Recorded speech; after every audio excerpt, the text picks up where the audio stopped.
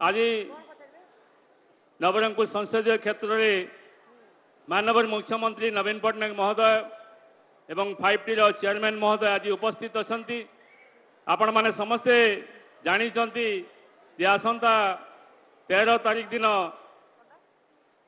आपण मानकर निज निजर मत सब्यस्त करेंगे एवं ये अंचल प्रतिनिधि आपण मैंने बाछिबे।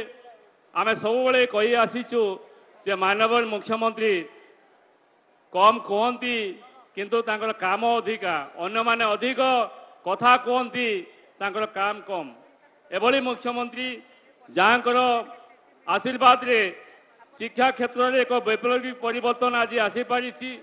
आपण माने जानिथिबे किछि दिन तले 5T चेयरमैन महोदय नवरंगपुर जिला गस्तर आसिथिले। सेही समय आमर डिमांड थिला जे नवरंगपुर तथा अभियुक्त कोरापुट जिले में विभिन्न जगार आमर डिग्री कॉलेज नहीं जोटी +2 पाठ पढ़ी सरला परे +3 पढ़ा कौन डिग्री कॉलेज नहीं ताकू से हृदय सहित से माननीय मुख्यमंत्री को कही आज नवरंगपुर जिले में 4 डिग्री कॉलेज आज घोषणा होती।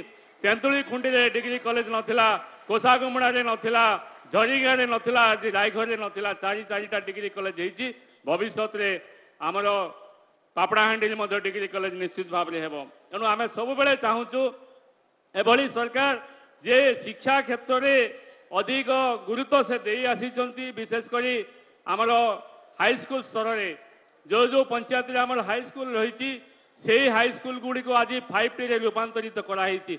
सारा भारत वर्ष में आपण मैंने देखूँ कौन राज्य में एभली हाईस्कूल को रूपांतरित करा जाई नहीं, केवल ओडिशा रे ही आपण मैंने एभली रूपांतरित कार्यक्रम आम देखिपार्चु। आदिवासी पिलांक पई आज हॉस्टेल पखापाखि 6000 रु अधिक हॉस्टेल आज हो पारला। अनुसूचित जाति पिला पई आज हॉस्टेल है। पछुआ वर्ग पिला मानकर पई डिग्री कॉलेज स्तर में आज 100टा हॉस्टेल हो पारिछि एवं माइनॉरिटी पिला मानकर पई मध्य आज 100टा हॉस्टेल हो पारिछि। एणु आम सरकार आदिवासी दलित पछुआ वर्ग संख्यालघु सबु संप्रदाय पई आमे सब बेले काम करि आसीछु।